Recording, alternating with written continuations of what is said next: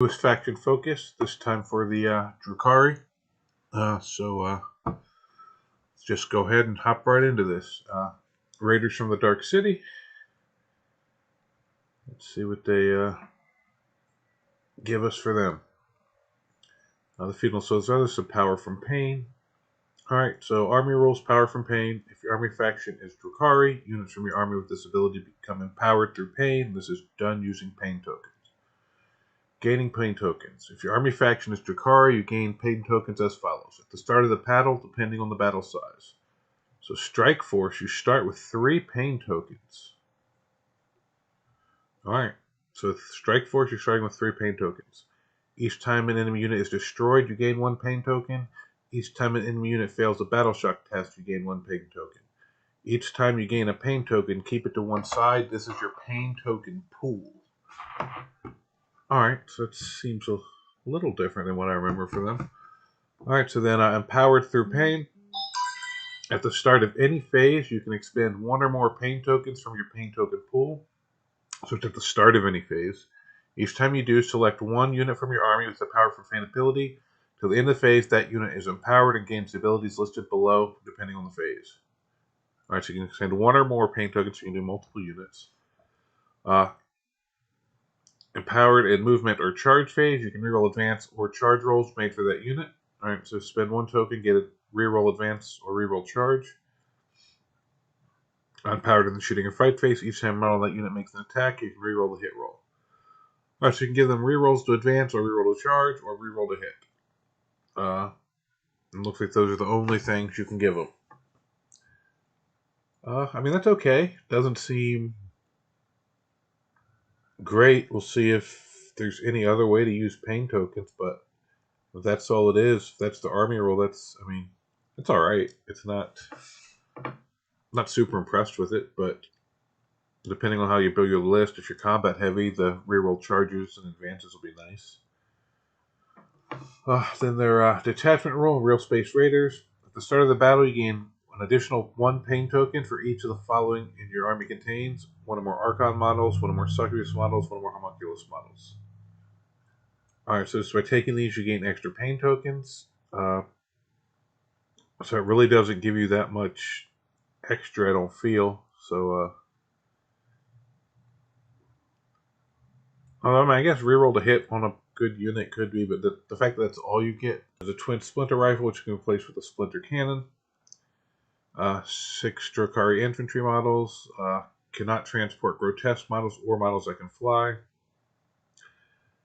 Before the battle, at the start of the declared battle formation steps, you can select 1 Cavalette Warriors or Witches unit from your army.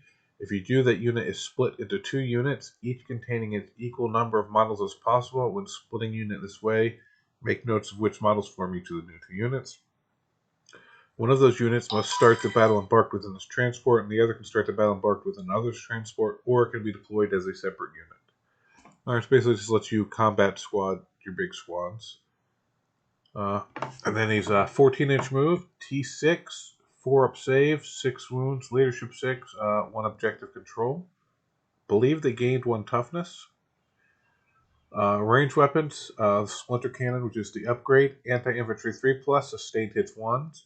So against infantry, you're going to be getting critical wounds on 3s, and on 6s to hit, you'll get extra hits. 36-inch range, 3 attacks, hits on 3, strength 3, -1, 2 damage. Then the twin splinter rifle, your base weapon, anti-infantry 3 as well. Assault, rapid fire 1, twin linked. Alright, so you can advance and shoot it. Within 12 inches, you'll get an extra shot, and you can reroll your wounds. So 24-inch range, 2 shots, 3 at 12. Hits on 3, strength 2, AP01 damage. Then it has combat weapon blade veins. 3 attacks, weapon skill 4, strength 5, AP01 damage. That's fine for a vehicle. Deadly demise 1, so it only blows up for 1 mortal wound within 6. Deep strike, firing deck 6, so you can shoot 6 models off of it.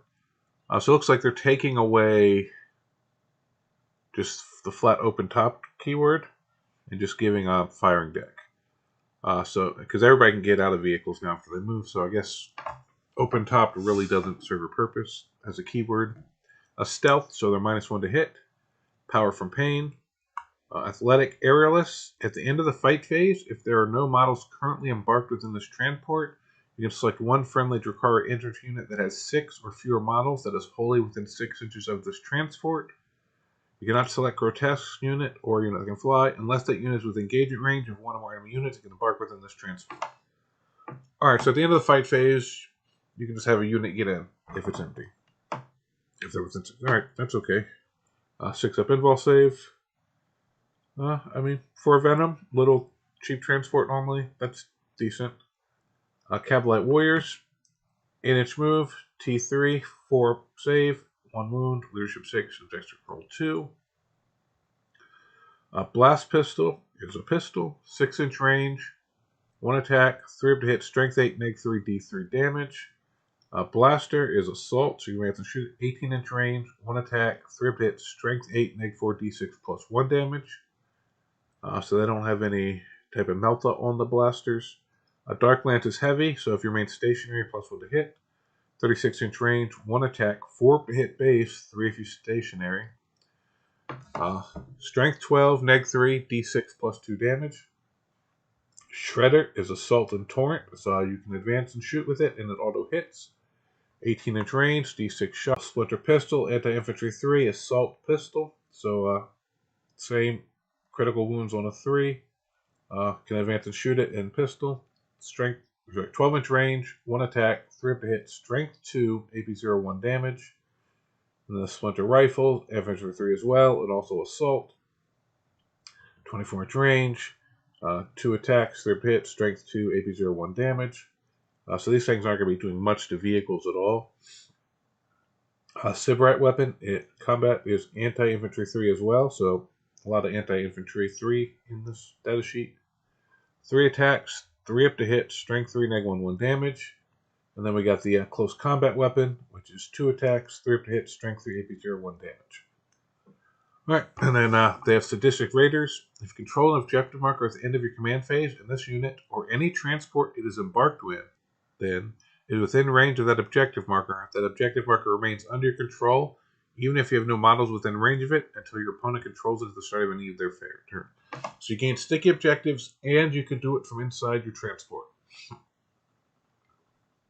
That's really good. Phantasm Grenade Launcher. Bears unit has the grenades keyword. 6 up invul save. Alright, so like a lot of them, basic battle line units. Nothing super great or bad here, just very average. But gaining sticky objectives is cool. A lot of armies have gained this. But the fact that they can do it out of their transports really fits into the way Dark Elder like to play, so that's really nice for them. Weapon Spotlight, we're getting the Twin Drukhari Haywire Blaster. Anti-vehicle 4+, devastating wounds, twin linked. So on a 4 wound on a vehicle, you're doing mortal wounds. So 24-inch range, 2 attacks, 4 to hit, strength 3, AP 1, 3 damage. So 4 ups, you're going to be doing 3 mortals to vehicles. It's decent. Haywire is really good against vehicles. Only okay against everything else, which is kind of what Haywire is supposed to be. Then they're giving us Leeless Blades. Anti-infantry 2+, sustained hits 2. So she's 8 attacks, hits on 2s, strength 3, neg 2, 1 damage. But on 6s to hit, she'll get 2 extra hits, and then on excuse me. And then she always wounds infantry on 2s. Once per battle, Leela can put on a Thrilling Spectral, which increases the number of attacks she makes to 12, and increases her vulnerable save to 3+, turning into a living blender of untouchable blades. Alright, that's nice. Leela still seems like she's pretty tough. Then they give us some stratagems here. We have the Alliance of Agony, which is at the start of any phase. 1 Archon, 1 Succubus, and 1 Homunculus from your army. So all 3. Discard 1 pain token from your pain token pool until the end of the phase. All 3 of these models units are empowered. They probably can join unit, so you spend 1 CP and 1 pain token and empower all 3 of these units. Alright, that's fine.